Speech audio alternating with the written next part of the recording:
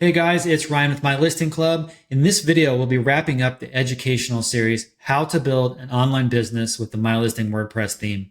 In this particular video, I'm going to cover exit strategy. So this is all of those things related to selling your business or to run your business as if you were going to sell it in the future. I do say this is rounding out the end of this video series. However, there's probably going to be videos in the future that I will inject into the series, either to amend what's already been put out there video wise, or just to create an all new video as things come to mind. But for now, this is wrapping up this build series. It's been really fun to build this. It's a lot of work, a lot of thinking, a lot of research. I hope you found it very useful in building a My Listing website from beginning to end. And this video will be no exception, okay? Real quickly, to get your hands on this My Listing project template, which we've used throughout this series as our guide, go to the My Listing Club website. That's mylisting.club. Scroll down the homepage just a bit. Click on the My Listing project template card. It's going to walk you through what this template is all about. You're going to see this firsthand in this video. And at the bottom here, we've got a change log. This is all of the things that I've been adding, updating on this project template. There's a walkthrough video here. I might do some more walkthrough videos in the future, or just update the one that's there. But in this video, you're going to see this, the walkthrough right now. So there's that. If you want to get your hands on this template, you can just click the Buy Now button. If you are a club member, you'll get discounts depending on your level of membership for being able to download this. Ultimate members get this for free. If you buy a starter site from me, I'll give you a copy of the latest version. If you're a care plan client, you can ask for a fresh copy of this anytime you would like. Okay? Let's go ahead and look at the mega guide associated with this. So this is the handwritten, handwritten version of the project template. So for that, we go to Start Here, Menu, and then Start Here. And we're just going to scroll down here and then click on this guide card right here. So this is the written version of the template itself. So we're just going to click on Exit Strategy, jump down here to the bottom. We're going to walk through this all together here. Like the last couple of videos, I believe this is going to be more of a podcast style rather than visual. So if you want to put me on in the background and listen while you do other stuff, I will alert you if there's something that I would like for you to see from here on out. But I expect it just to be audio from here on out. Okay, let's quickly look at the template so you can see everything that's in this. There's a lot here. There's stuff in the columns when you scroll down. I mean, there's just lots of stuff.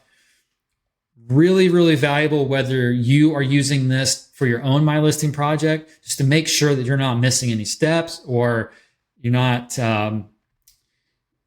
missing any of the basic steps, the fundamental steps, but you're also not missing out on links to the guides, the resources, discounts, optimization stuff that you should be doing, SEO, like all of those things, okay? Here we are in the exit strategy, and these are the tasks that we are going to talk about in this video, okay? I'm going to go ahead and close this down here, and let's just talk about everything that I've got written here. And I also wanted to say that parts of this was inspired by somebody that I know, a client that recently sold their business. So some of this stuff isn't just, from my head or researched or personal experience. This is from somebody that recently sold their business. And some of these notes in here came from that. So this is real world, real life stuff. Okay. It may be hard for you to wrap your head around thinking about selling your business at this point. I totally get that. But even if you think you never will, you should be running your business that way anyway, which is what we're going to talk about here. Okay? So I mean, you're following the project template, and you're like, hey, I'm literally building my website now. Why would I even talk about selling it? So you should have that mindset from day one that you are eventually going to sell it, even if you don't. Okay. So I talk about all that here in the intro here under exit strategy. Trying to think here. Let's see. What's new? Where can I pick up? Buyers want to be confident they can remove you from the business or keep you on for a time after the sale and the existing reoccurring revenue won't dip or will only slightly dip as their team ramps up their knowledge of the business and the niche solution. So in this case, this is saying you've built a MyListing website and a business around it, whether it's, let's just say hypothetically, it has to do with like your local community, but you've got a thriving business that you've built because of this MyListing website. If you ever want to sell this down the road, buyers are going to look to remove you from the website. You are no longer contributing to the website, or they're going to hire you on for a transition period, 1 month, 3 months, 6 months, whatever, until they get all of that knowledge transfer and make sure they've got everything they need out of your head to run the business as well as or better. Okay. So that's what that means. They want to make sure that the sales don't dip, customer service doesn't dip, suffer. They just want to make sure it's a seamless transition in the handoff when you hand your business off to them as part of the sale. Okay. So as I go on to say, this isn't to say you have to hire a team. You can either have a team and or have well-documented SOPs, standard operating procedures, that if followed, conceivably anyone that doesn't even know the business should be able to follow. So what I mean by that is document everything. We'll talk about more specific examples of these SOPs here in a second. You want to start from day one, start documenting everything. You can never document too much, okay? All right, so let's quickly look at two of my businesses. WP Turned Up. This is my WordPress agency. It's an agency of one, but I call it an agency. Always thought it would be bigger than it was, but I'm fine now with it just being me. But as I say here, this business would be easier to sell because the majority of the products and services I offer are offered by thousands of other companies. One of them could easily onboard my current clients and take good care of them. If you go out there and you do a search for website care, website maintenance, WordPress care, WordPress maintenance, there are thousands of companies that do that service. So it would be easy for someone to buy my client base, buy my business, because that knowledge is readily available out there already. In fact, there was an offer, there was some discussion just yesterday about someone looking to do this same thing, to sell their business. And I actually put in a request to speak to the seller because I do this for a living, the website care, website maintenance. Based on the information that they gave, I could actually take on their business. I could absorb it into mine. So we'll see where that goes. But that's another real world example, real life example of this stuff in action. Now, conversely, if we look at the MyListing Club, which is why you are here, right? This business would be harder to sell, or at least be harder to get the actual value out of it because of how niche it is and because of all of the IP, the intellectual property that is in my head, published by me, or will be at some point published by me. So what that means is if you remove Ryan from the MyListing Club, it's going to, for the most part, it's going to cease to exist. It's not going to keep running the way that it is now. And that's for a lot of reasons. I don't outsource anything. So all of the designs are done by me, all of the functionality, all of the service that I provide, like how quickly I respond, that could go away. A lot of that is streamlined for how I do that with not auto responses, but like canned responses. I've got those already built in. I've got all my SOPs, like what happens when X happens, Y should happen, and then Z. There's just a lot of things about the MyListing theme in general that I'm not going to say I'm the only one that knows it inside and out, but finding somebody willing to buy my business, the MyListing Club, that has the same knowledge as me as far as MyListing goes specifically, would be very difficult to find. So I'd have to find someone with the money to buy the website or the business, someone with the knowledge of MyListing, someone that would be able to ease that transition from me selling it to them being able to continue to provide the service and the level of customer service and all those things without seeing the sales dip and that sort of thing. So It would be much harder because it's so niche into a specific WordPress theme. Okay, so that's what I'm trying to say there. Okay, so let's go ahead and get into standard operating procedures. Like I said, starting day one, you should be documenting everything about your business. As this relates to forming your exit strategy, you don't want to scramble to document your business's processes while trying to sell it. So let's say 3 years from now, you're ready to sell, you're ready to start a new project, you're ready to retire, whatever that might be. The last thing you want to do is to think back to all of the stuff that you're doing and then scramble to document all of those.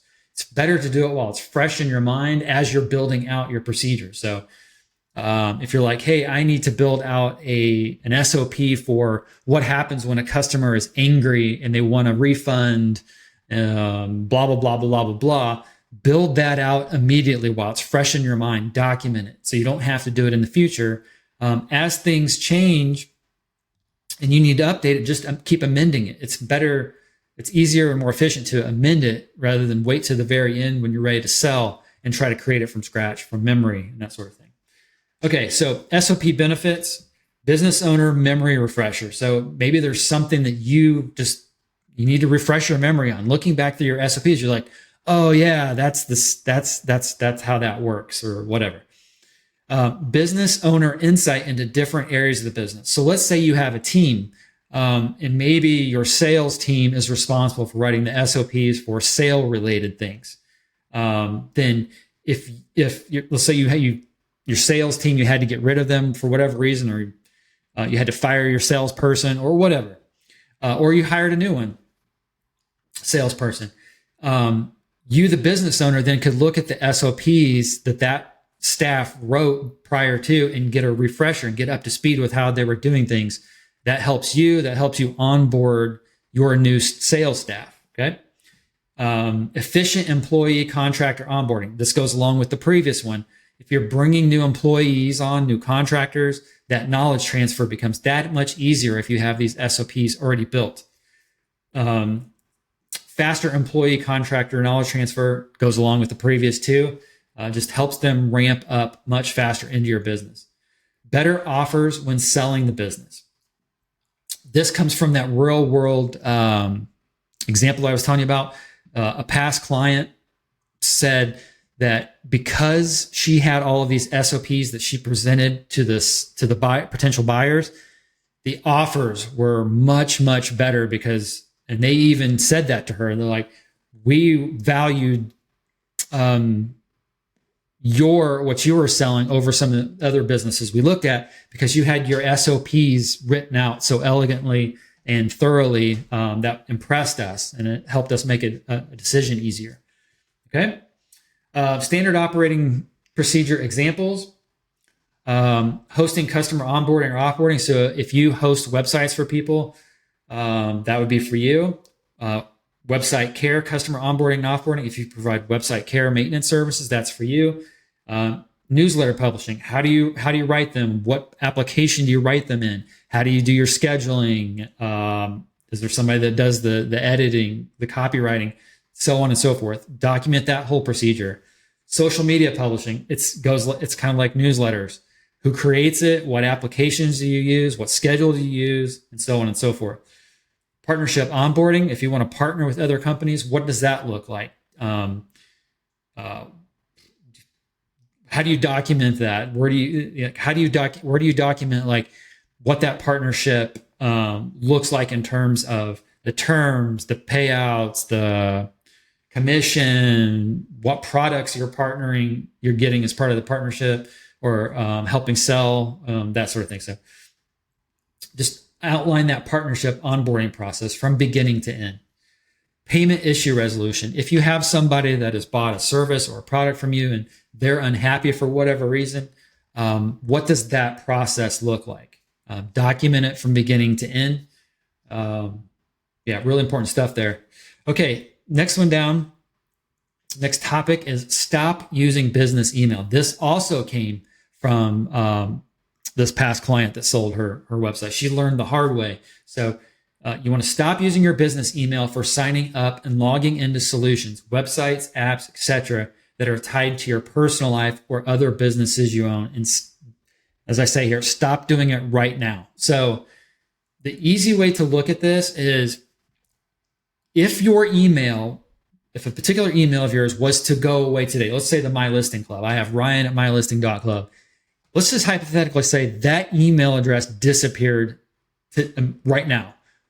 What all am I logging into with that address that is going to cause a lot of hardship in my life to try to recover, and so on and so forth.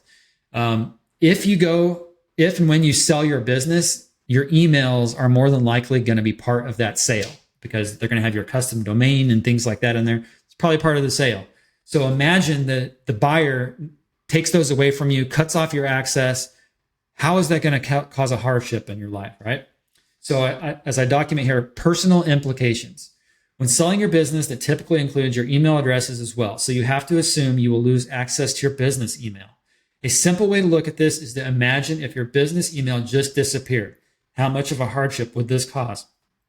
Business implications. Depending on where you host your email, the vendor will have different policies that impact your ability to transition email accounts to the buyer, whether it's waiting period for password resets, sending password reset options, links, one-time passwords, etc., the old email addresses that are no longer accessible by you, and so on. So basically what that means is if you need to reach out to these vendors that host your email, how difficult is it going to be to transition your email to another company? You got to really think about that stuff. Some have waiting periods. What if that waiting period to get password resets and things like that for this transition kills your deal? Like what if the buyer says, no, we want immediate access to emails. Your email vendor is making this too difficult. We want to, things like that. If a potential buyer asks you where you host your email and they know how difficult the transition process can be with that vendor, it could determine whether they decide to do the deal. This would be an extreme reason not to go through with the deal, but it's definitely something to consider besides the overall headaches this would cause. So again, the more that you from day one separate your business email from logging into all these other systems, the better. Yeah, logging into your website, you don't need your business email for that. That's just one example. I could think of a million others, but really limit where you use that business email. I would say outside of using it to actually check your email for certain business reasons, like there's no reason to use that business email. There's going to be some outliers there, but just anytime you think about plugging in your business email into something, ask yourself that question. Do I absolutely have to use this business email address for this? Reoccurring revenue model. This is our next topic here. Reoccurring revenue is a crucial metric used by subscription-based businesses to measure the predictable income they will generate on a monthly, that's MRR, quarterly, or annual, that's ARR, or some other time period. Monthly reoccurring revenue, MRR, is a simple calculation of the monthly subscription fee multiplied by the total number of customers subscribed to the service. It includes only the reoccurring revenue generated from subscription fees and does not consider any one-time fees such as setup or installation costs. So what this is like if I was selling the MyListing Club, for example, a buyer is just going to want to look at those monthly subscriptions that I have. They're not going to care about the fees, the one-time fees or things of that nature. They just want to see those hard subscription numbers. How many subscribers do you have producing income for you on a monthly basis, that MRR? What is that what's the count look like? What is the monetary value coming in each month from those subscriptions? MRR is important for businesses as it provides a clear picture of their financial health and can help predict future revenue streams. It enables businesses to monitor the success of their subscription model, identify any changes or trends in the subscription rate, and make necessary adjustments. By tracking MRR, businesses can identify any ups and downs in revenue and make informed decisions on increasing their customer base, retaining current customers, and ultimately growing their business. So what this is to say is You should always be looking at the health of your subscribers. Are they, well, ideally what you would want is never to have a decline. You would just have like a steady decline over time, or sorry, a steady incline of subscribers over time. If you start seeing big dips in your subscriber base, and then things level off and then they increase and then they dip again, you got to look at why that is and try to find a way to stabilize that, see what's going on there in the business. But you want to have that healthy subscriber base at all times if you can help it. Things happen in life, pandemics, COVID, things like that, where it's going to cause subscriptions to spike because people are staying home and building directory websites or doing other stuff that where subscriptions help them. Coming off of a pandemic where people aren't building directory websites maybe as much, I might see a dip in subscriptions. You might see an increase in subscriptions during certain times of the year. Some of that stuff is healthy and fine, but what you want to look at is the extended dips. Like why are people unsubscribing for in mass quantities over a substantial amount of time, months, several months, whatever. Anyway, always want to be keeping a lookout on that for that stuff. MRR is also a useful metric for investors who use it to evaluate the growth potential of a subscription-based business. Investors look at MRR growth rates to assess whether a business is generating a consistent revenue stream and gauge its potential for future growth. The higher the MRR growth rate, the more attractive the business may be to investors. Again, you just want to keep that monthly recurring revenue like at a minimum steady, but you want to see an increase if you can, that growth. Okay. MRR is a key metric for any subscription-based business, providing valuable insight into revenue generation and business growth potential. By monitoring MRR, businesses can make informed decisions to improve their subscription model, attract new customers, retain current ones, and ultimately achieve long-term success. That's just to say, again, keep tabs on what's going on with your subscriptions.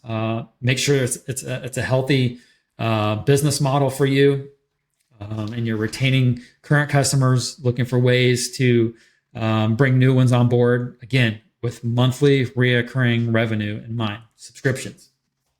Okay. How MRR impacts the selling of your business. A MyListing customer I know sold their business recently. I alluded to that. And here are some things she said regarding MRR. So this is straight from her mouth, someone who just sold their business.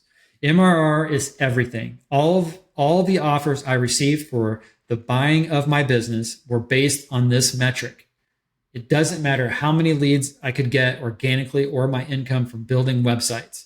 Buyers didn't factor those metrics into the equation. So what she's saying here is that those monthly reoccurring revenue subscriptions coming in, the monthly reoccurring revenue coming in for those monthly subscriptions was everything. That's all they looked at. They didn't look at any of the other stuff. Like she built a $10,000 website here, a $10,000 website there. Didn't care. It's just the monthly subscriptions. She goes on to say, when researching the process of selling a business, I read that one could expect to sell their business for 3 times the annual MRR. So that's, should say ARR in there. 3 times the ARR. She said annual MRR. The highest offer I received was just over 3 times the ARR, annual recurring revenue. And what I accepted in the end was the equivalent of 2.5 times the annual MRR. The lowball offer was 1.2 times the annual MRR. Okay. So she accepted 2.5 times the annual recurring revenue. So let's just say that over the year, your subscriptions add up to $60,000, we'll say $50,000 is your ARR. She sold it for 2.5 times that, so that's a pretty nice chunk of change if you think about it. The key takeaway here is to work towards a healthy MRR. By healthy, I mean the monetary value and the trends. If you can show a steady rise in customers while avoiding big dips, that's ideal. Okay. Next topic, Google Search Console, health. If you've already completed the Google Search Console task, you are well on your way to accomplishing what this task entails. While you should always be keeping an eye on the health of your Google Search Console, you want to ramp up the efforts 4 to 6 months out from putting a for sale sign on your business. Buyers will want a healthy Google Search Console account with current, valid tracking, indexing, etc., and metrics. Those metrics. And I linked to the Google Search Console guide. From day one in your business, you should be watching your Google Console health, making sure it's on the up and up for all the reasons I just stated. If for some reason you let that lapse and you're about to sell your business or you're thinking about selling your business 4 to 6 months out, you really want to ramp up your efforts to make sure that everything is healthy in there at all times. Okay. Business summary. Before you put your business on the market, it's important to create a detailed write-up about your business that's clear and honest. You want to be as transparent as possible, avoiding disclosing too much and too little. So what to disclose? Here are some examples. Monthly recurring revenue, number of customers, subscriptions, etc. Types of customers, subscription. So whether that's like website care, maintenance subscriptions, or if it's like membership subscriptions to get discounts and templates and things like that, like the club has. Those are different types of customers and subscriptions. Your technology stack. Do you use a CDN? What hosting do you use? What website platform? We're all WordPress in this case. Key themes and plugins. So in this case, MyListing, and then whatever plugins that you use. Hosting, reselling, hosting. If you provide hosting to your clients and customers, what vendor do you use? What are your costs? How many sites? Things like that. Licensing. What are the types of licensing that you have? What is the product name? And so on and so forth. Affiliate programs. Give them an overview of what your affiliate program, the number of current affiliates that you have. How much money do you have coming in from those affiliates? How much money is going out to pay off those affiliates, and so on.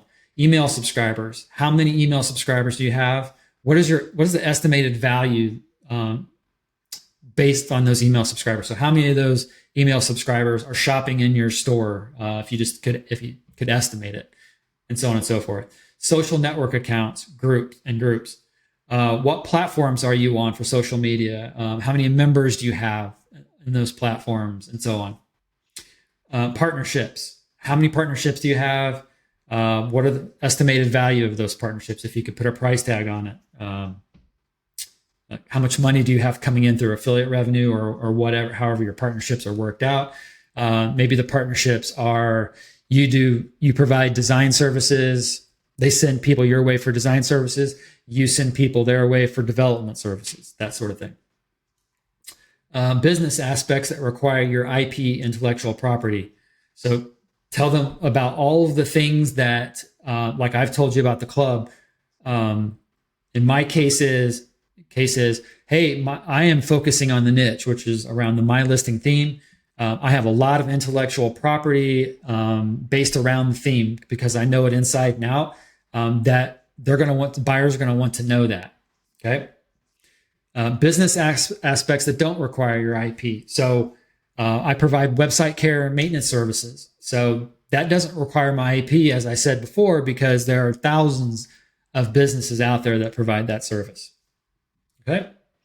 What not to disclose, just a few examples that were off the top of my head. Your business name, don't give them any trade secrets. Don't give them any customer information like names, email, or anything. Definitely don't do that. Email subscriber information, same thing. Don't give them any names, any email addresses. I have a little typo here that I need to fix. Partnership information. Don't give out any partner names. Don't give out any emails, and so on and so forth. The next topic is sell the business yourself. If most of the following statements are true, selling the business yourself may be the way to go rather than working with a professional intermediary. You're just looking to get out from under your business as quickly as possible. You don't want to invest money in the sale, i.e. pay an intermediary. You have enough business contacts in your network to reach out to those who might also be interested in buying a business like yours.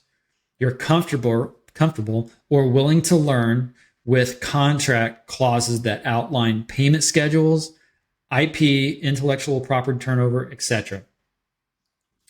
Okay, I go on to say, selling an online business can be a complex and time-consuming process, and it's important to cast a wide net to find the right buyer. This means marketing the business to as many potential buyers as possible, both through online platforms and your personal networks.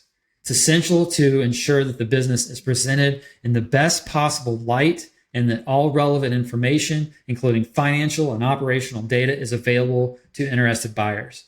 Casting a wide net is important because it increases the likelihood of finding the right buyer for the business. The more potential buyers are aware of the sale, the greater the chance of finding someone who is a good fit, has the financial means to purchase the business, and is willing to pay a fair price. By marketing the business widely, sellers can also create competition between potential buyers, driving up the sale price. Reach out to at least 20 companies. This may seem like a lot of work, but chances are some buyers own 2 or 3 of the underlying companies you reach out to. They themselves cast a wide net. So this is all to say, don't just advertise your business to a small group and expect to find the right buyer. In a lot of these cases, the people reaching out to you actually have multiple businesses. They may appear to be different businesses on the forefront, but behind the scenes, that's actually the same company owning some of these other places that are reaching back out to you. So it's the same firm. They've got all these tentacles out there, like trying to buy websites and all of this stuff. So you think you might have 10 unique replies back from businesses, but you might only have like 3 to 4 unique responses back based on what I just said. So you want to cast a really wide net and be as thorough as possible as far as the information that you're disclosing and that sort of thing. Okay. So when that doesn't seem like a possible scenario for you, consider hiring a professional intermediary. So if most of the following statements are true, hiring a professional may be the way to go rather than working alone to try to sell your business. Okay. So these are those statements. You're looking to get as much value as possible in return for your business. You're willing to invest money in the sale, i.e. pay an intermediary.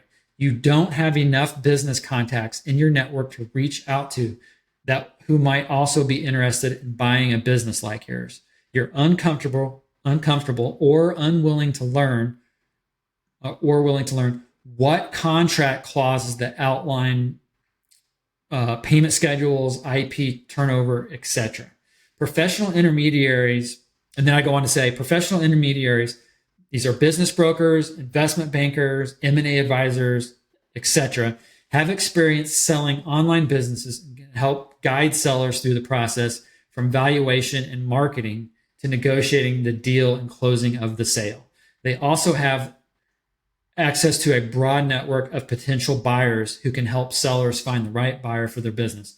So what I would say here, circling back here, is if I was selling my business today, I would have a go at selling it myself because I'm willing to put in the time and the effort to learn and do what's necessary to try to make it happen.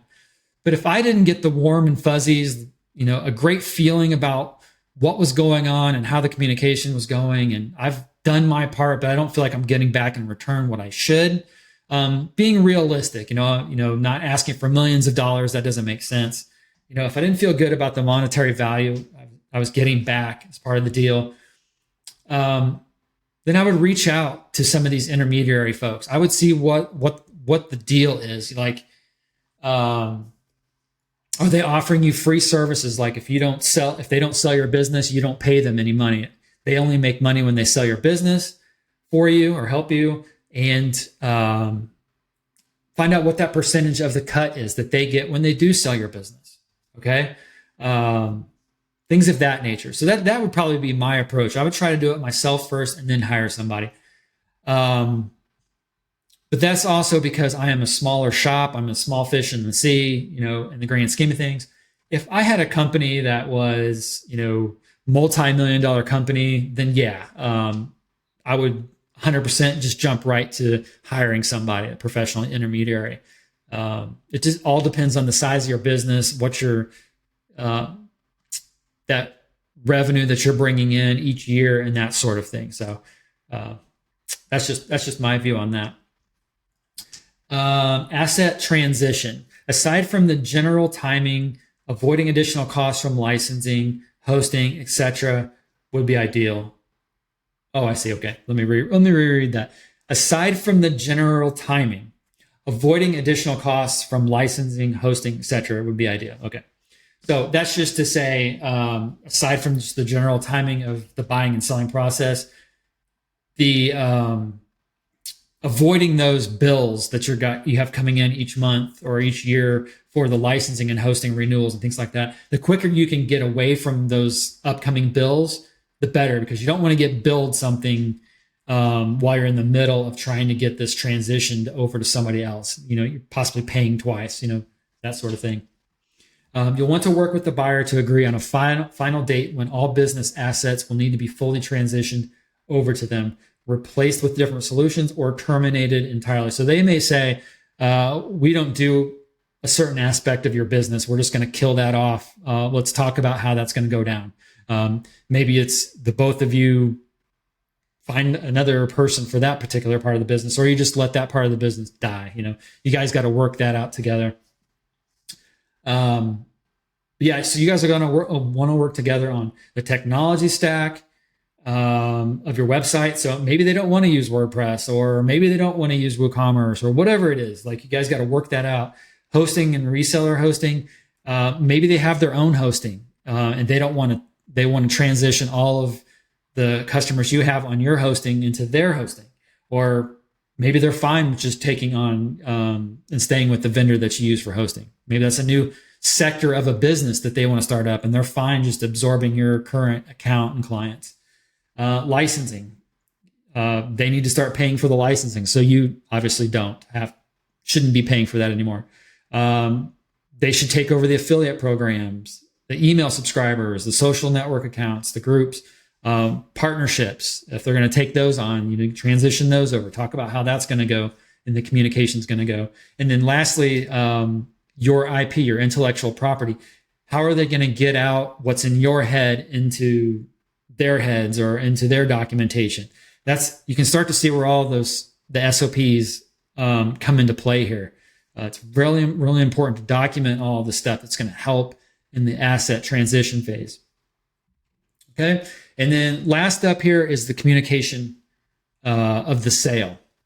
If you're like many businesses out there, you care about your clients, and some have become more like friends over the years. I know, like with the club, if I happen to ever sell, there's people that I would really miss. There's people I work with pretty much on a weekly basis that are I would consider friends now, and I care about their businesses. And it'd be sad to see them go. So I want to make sure that someone's taking care of them, and that communication isn't catching them off guard in any way, and that they themselves have time to prepare. Okay. As such, I'd recommend having a company has been acquired, that's in quotes, company has been acquired in quotes, email written and ready to go before the sale of your business is completed. So you're in the process of wrapping up this sale. Start formulating this email, get it down, maybe save it as a draft in your email client. The subject could be, like I said here, company has been acquired. And think about the things you're going to say, and give your clients, your customers, enough time to make the decisions on what they want to do. And make sure that they hear from you first and not the buyer. Okay, that's a real important part. And make sure you communicate that to the buyer. As I say here, it's important that you are the one that reached out to your customers and clients first, rather than the buying company. You don't want your customers and clients getting this random email from this random company saying, "Hey, we bought Ryan's business." Blah blah blah blah blah. When formulating the agreement between you and the seller, be sure they agree to allow you some time to communicate with your customers and clients.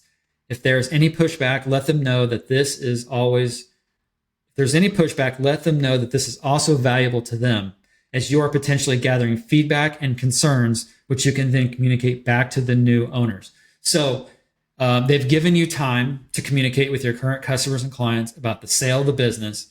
And now you're getting feedback from your customers and clients. We don't want to work with anybody but you, Ryan. We don't, we would rather just not have website care anymore, or we would rather not use MyListing anymore, or whatever that may be.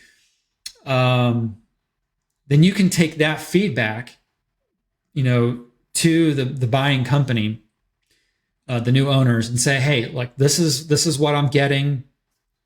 What do you want to do here? This is what I'm hearing. It's not really your responsibility at that point. That everything's already going to go through. It's not going to change anything.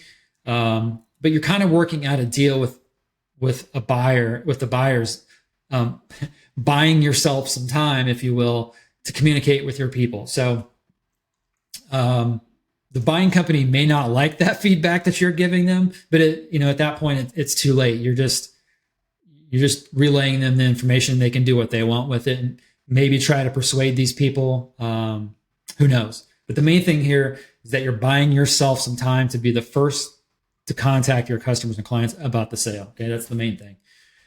Okay, guys. I hope you found this video useful. Please click subscribe so you know when the next videos come out. And I really hope you enjoyed this series and it helped your business. And stay tuned for the next stuff to come. All right. Take care. Bye-bye.